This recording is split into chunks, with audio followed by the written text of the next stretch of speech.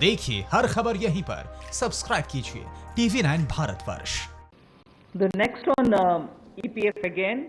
EPF पे In आगे order to provide more फिर से बात करते हैं। take-home salary for the employees, कर्मचारी and also ज़्यादा to से give ज़्यादा relief सैलरी to घर ले जा employers सके in the payment of PF, और नियोक्ताओं को फ़ायदा हो, been covered under the earlier description. तो जो लोग पहले इसमें कवर नहीं थे 100 employees, 90% of whom are drawing less than 100 15,000, employ we तक announced जिसमें से 90% की सैलरी 15,000 से कम थी, उनके लिए हमने ये सहायता दी थी, जिसको 3 महीने और आगे बढ़ाया है। one in EPF now अब दूसरे कदम के तहत statutory PF contribution वैधानिक पीएफ योगदान is being reduced from 12% to 10%.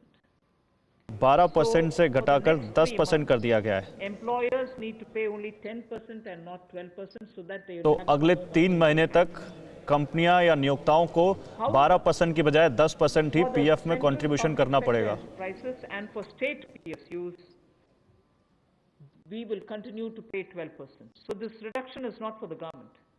However, government employees, government हालांकि ये कटौती सरकार के लिए नहीं है, 12%. सरकारी कर्मचारियों के खाते में सरकार 12% ही डालेगी। Will be given the advantage of paying only 10%. निजी कंपनियों और नियोक्ताओं को 10% ही एम्प्लॉय कंट्रीब्यूशन करना पड़ेगा। 750 crores for both the employee and employer will be available for the next 3 months. 150 crore रुपए का फायदा कर्मचारी और नियोक्ताओं दोनों को इससे एक और होगा। प्रावधान, क्योंकि आज के समय पैसा कर्मचारी के हाथ में भी कैसे ज़्यादा हो, इसमें भी एक बड़ी राहत देने का प्रयास इसमें किया है कि जो ईपीएफ कंट्रीब्यूशन है, जिनका ईपीएफ का योगदान है, वो ऐसे संस्थानों के लिए और कर्मचारियों के लिए 12% से कम करके 10% अगले 3 महीनों के लिए किया गया है।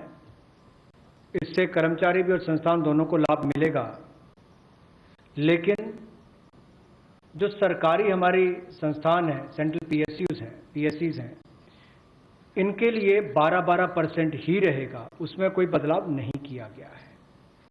तो इससे कुल मिलाकर 6,750 करोड़ रुपए का लिक्विडिटी सपोर्ट इनको मिलेगा और एक तरह से 6,750 करोड़ रुपया ज़्यादा इनके हाथ में आएगा।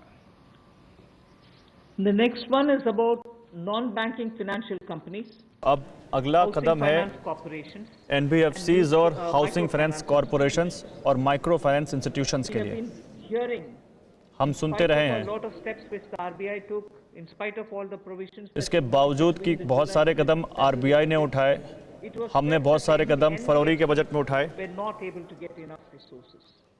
And उन लोगों पर से particularly some NBFCs संकट दूर नहीं were हुआ। not very highly rated had particular difficulties in comparison to the others. So, Government of India now सरकार launched a 30,000 crore special अब liquidity. 30,000 करोड़ की स्पेशल लिक्विडिटी स्कीम लॉन्च करेगी। Investment will be made in both primary and इस secondary scheme के market तहत transactions दोनों where investment grade debt papers, primary और secondary market, equity, this is taking and buying debt papers of NBFCs, Housing Finance Corporation. Primary और secondary दोनों market में NBFCs, एचएफसीज और MFIs के लिए They can be investment quality. Debt paper, So, investment grade debt paper launch किए we जाएंगे। expect will have an impact on those struggling NBFCs who हम need उम्मीद करते money हैं to carry on कि with वो business. एनबीएफसी जो संकट में हैं और पैसे के लिए जिनके पास पैसे की कमी है, उसको इससे मदद मिलेगी NBFCs to keep their network of MSMEs served, ताकि वो एमएसएमईज को सर्व कर सकें। necessary. And these securities with which you're going to buy these debt papers will ये be डेट पेपर fully यानी ये guaranteed प्रतिभूति by- पूरी तरह से सरकार they will की be fully गारंटी के guaranteed साथ by होंगी, Government of India.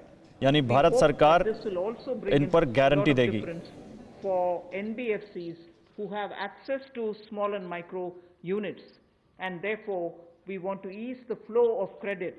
हम चाहते हैं कि NBFCs कर्ज have का only not so good flow debt बना रहे और जो कंपनियां एमएसएमईज को कर्ज देती हैं उनको कोई दिक्कत ना है, इसलिए हमने कदम उठाया है। NBFC या फिर हमारे हाउसिंग फाइनेंस कंपनीज और माइक्रो फाइनेंस इंस्टीट्यूट, इन सब के लिए जो इनके पास लिक्विडिटी की कमी आती थी, धन का अभाव होता था, उसके लिए ये नई योजना लेकर आए हैं जिसमें 30,000 करोड़ रुपए का विशेष तौर पर प्रावधान किया जाएगा। स्पेशल लिक्विडिटी स्कीम ये होगी जिससे इनके धन की आपूर्ति भी होगी और इसके माध्यम से जहां एक और हाउसिंग सेक्टर को बल मिलेगा, MSME सेक्टर को बल मिलेगा, उसका भी लाभ हमारी अर्थव्यवस्था में और नीचे आम आदमी को पहुंचेगा और इसका पूरी तरह से गारंटी भारत की सरकार देगी।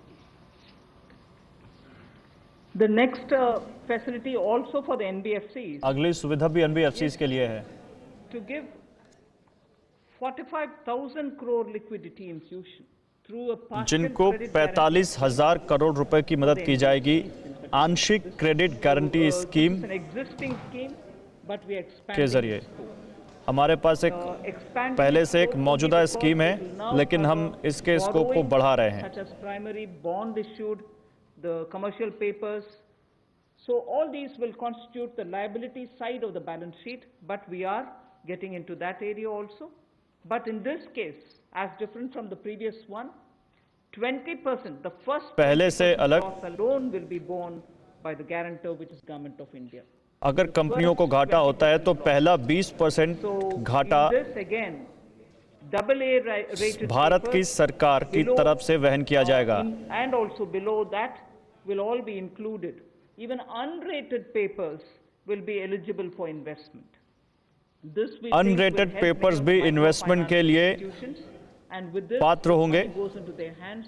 Even based और on unrated papers, we guess they will have liquidity to जो reach out to ऐसे the पेपर MSMEs जिनकी who may be in the rating कम है farming area. वो भी इसके लिए पात्र होंगे और 45,000 करोड़ रुपए की लिक्विडिटी पहली इससे 30,000 आएगी। करोड़ की लिक्विडिटी गारंटी स्कीम लेकर आए थे, लिक्विडिटी स्कीम लेकर आए थे NBFCs के लिए, HFCs और MFIs के लिए। वहीं पर अब आंशिक ऋण गारंटी योजना, ये लगभग 45,000 करोड़ रुपए की NBFCs का इसमें प्रावधान किया गया है। इसमें भारत सरकार गारंटर होगी, जो 20% का नुकसान इसके द्वारा सहन किया जाएगा, वहन किया जाएगा। और यही नहीं, इसमें AA पेपर और इससे भी नीचे वाले जो है उसको भी इसमें पैसा मिल पाएगा, ऋण मिल पाएगा। और इसके अलावा जो अनरेटेड पेपर एलिजिबिलिटी है इन्वेस्टमेंट के लिए, वो भी इसमें प्रावधान किए गए हैं ताकि ज़्यादा इसका स्कोप बढ़ सके, ज़्यादा लोगों को इसका लाभ मिल सके और कुल मिलाकर इससे भी नई लेंडिंग जो है, यानी कि कर्जा दिया जा सके सूक्ष्म लघु मध्यम उद्योग को और आम नागरिकों को भी मिल सके, उसके लिए इसका प्रावधान किया गया है। परवाह देश की, सोमवार से शुक्रवार रात 10 बजे TV9 भारतवर्ष पर।